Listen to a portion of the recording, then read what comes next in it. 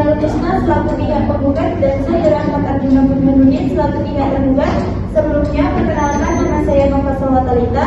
Saya sebagai mediator yang ditunjuk oleh Kementerian Agama untuk memimpin prosesi mediasi pada hari ini.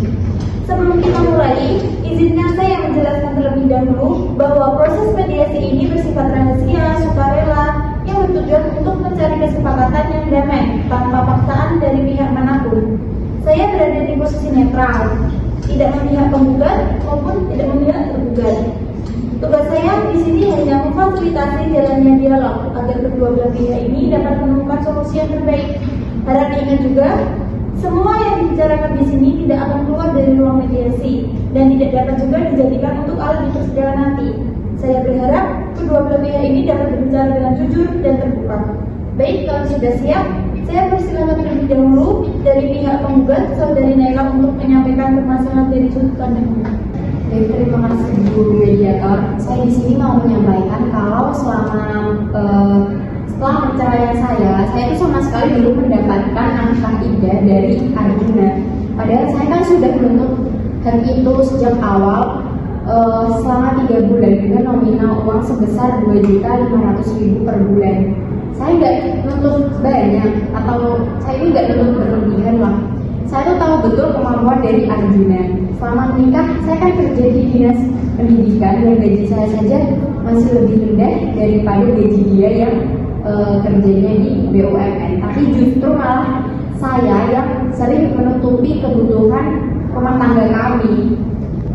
Kalau boleh tahu alasan bercerainya karena apa? Jujur saja alasan perceraian kami itu karena ya saya kekurangan nafkah lahir dari dia. Dia lebih sering memikirkan kesenangannya sendiri, entah itu nongkrong sama temen atau beli barang yang dia mau. Tapi dia lupa sama kewajiban rumah tangganya. Dan setelah bercerai pun ini tidak menunjukkan itikat baik loh. Kalau dia tuh nggak ada kabar sama sekali. Baik, terima kasih Saudari Naila Kusna sudah menyampaikan sudut pandangnya. Dan sekarang Saudara Ahmad Arjuna, silakan memberi tanggapan. Terima kasih Bu Mediator. Sebenarnya bukannya saya tidak mau mengasih nafkah iddah, bukannya saya tidak mau tanggung jawab, tapi kondisi saya yang sekarang memang tidak memungkinkan. Saya setelah cerai itu di PHK dari BUMN tempat kerja saya. Pas waktu itu saya lagi banyak pikiran, kepala saya pusing, jadi saya sering nggak fokus kerja. Ya saya akui itu kesalahan saya. Sekarang saya baru mulai usaha beton kecil-kecilan. Itu pun belum stabil, penghasilannya juga belum seberapa. Nah, ditambah lagi ibu saya lagi sakit dan saya harus menanggung semua biaya perawatan ibu saya. Ya, bukannya saya nggak mau tanggung jawab, tapi emang kondisinya yang sekarang ini lagi berat. Dan jujur ya, sebelum kita cerai itu hubungan kita emang udah agak jauh. Komunikasi itu juga jarang. Setiap saya mau ngomong, pasti ujung-ujungnya saya yang salah. Dan pas dengar dia minta nafkah iddah, saya kaget. Saya kira setelah cerai ya udah nggak ada hubungan apa lagi. Saya kira udah clear. Bingung kenapa? Ini bukan soal perasaan, ini tuh soal kewajiban hukum. Aku itu kan minta nafkah iddah bukan karena aku pengen balas dendam sama kamu atau untuk sesuatu yang gak masuk akal. Aku tuh tahu kamu sempat kerja di BUMN yang gaji kamu aja lebih tinggi daripada gaji aku. Tapi kamu malah lupa sama kewajiban rumah tangga. Aku yang nutupin, aku yang mesti minta dia dan aku yang ngatur semuanya. Terus sekarang kamu bilang kamu lagi jatuh. Dan dulu waktu kamu masih punya uang aja, kamu malah lebih milih nongkrong sama teman-teman kamu daripada mikirin keluarga. Aku itu cuma pengen kamu sadar kalau kewajiban kamu itu gak bisa berhenti gitu aja cuma karena kata cerai. Aku gak ngelak, Nay. Aku tahu aku salah. Aku akui aku masih banyak kelalaian yang waktu nikah. Tapi sekarang kondisinya beda. Aku baru mulai usaha dari nol. Ditambah lagi ibu saya lagi sakit. Dan aku satu-satunya orang yang membiayai perawatan ibu saya. Kalau tetap dipaksain bayar 2.500.000 sebulan, nanti lama-lama aku stres, usahaku nanti bangkrut, berhenti total. Aku cuma minta waktunya naik untuk beresin semua ini. Ya masalahnya itu bukan cuma soal waktu. Kamu dari dulu juga bilangnya nanti, tapi nggak pernah tuh ada realisasinya. Dan lucunya ya, alasan kamu sekarang tuh sama aja kayak alasan kamu dulu waktu kita masih nikah, bilangnya lagi susah, lagi banyak tanggungan, tapi kamu tetap aja nongkrong sama teman-teman kamu di barang yang nggak penting. Aku tuh capek, aku udah nutupin semuanya, tapi kamu masih ngulang lagi. Cuman bedanya kan aku sekarang nggak punya kewajiban buat ngertiin kamu terus ya. Aku tuh nggak butuh kamu kasih langsung penuh, tapi setidaknya ya kamu kasih kabar lah, kasih usaha. Kalau kamu diemin aku kayak gini tuh, aku malah ngerasa gak dihargain. Aku diam bukan karena gak peduli, aku cuma gengsi aja naik. Aku malu buat ngomong, apalagi cuma bahas soal uang yang aku belum bisa ngasih. Kita kan udah lama dingin. Jujur aja ya, aku ini takut mau ngomong sama kamu, nanti malah bikin tambah kamu kesel.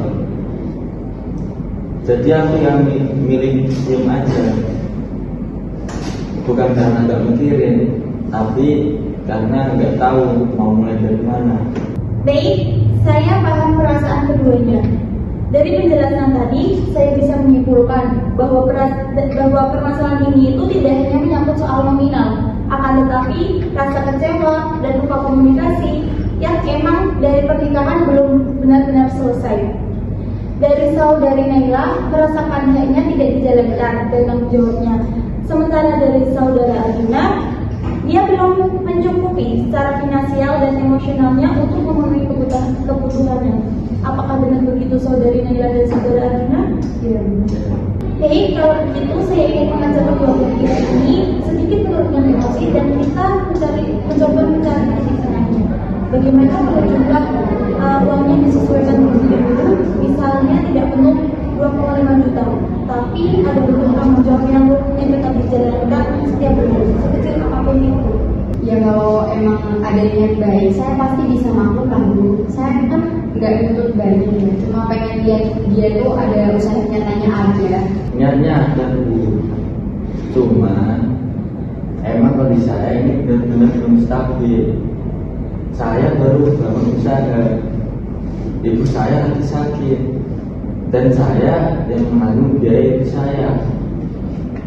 Kalau nanti saya janji lagi, tapi nggak bisa nepatin, takutnya nanti dibilang nyelak lagi sama dia. Ya emang kamu dari tadi banyak alasan kok. Bahkan selama ini aja kamu selalu diemin aku dan gak ngasih tahu aku apa-apa. Kalau kamu tuh emang ada niat baik, harusnya kamu dari dulu tuh udah cari cara supaya bisa ngomong baik-baik sama aku. Aku tuh cuma pengen kamu tanggung jawab, bukan alasan terus. Kalau bukan soal uang, apa yang sebenarnya saudari Naila merasa keberatan? Saya ini cuma pengen dihargai lah Bu. Saya kan selama ini sudah banyak berjuang sendirian, dan nafkah itu bukan soal angka, tapi juga bukti kalau dia ini masih punya rasa tanggung jawab dan rasa hormat atas masa lalu kami. Baik, kalau dari saudara Arjuna sendiri, apa yang paling membuat sulit untuk menunjukkan etikat baik itu? Sejujurnya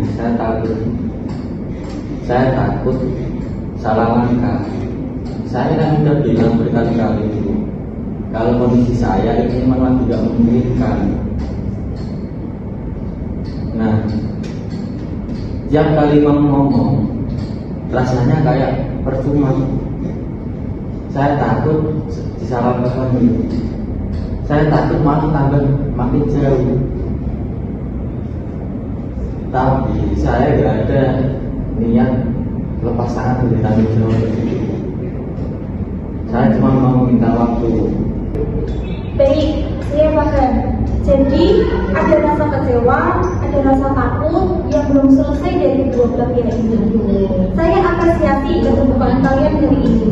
Tapi melihat suasana yang masih emosional dan belum ada kesepakatan yang konkret, saya rasa belum memungkinkan untuk mencapai titik tengahnya.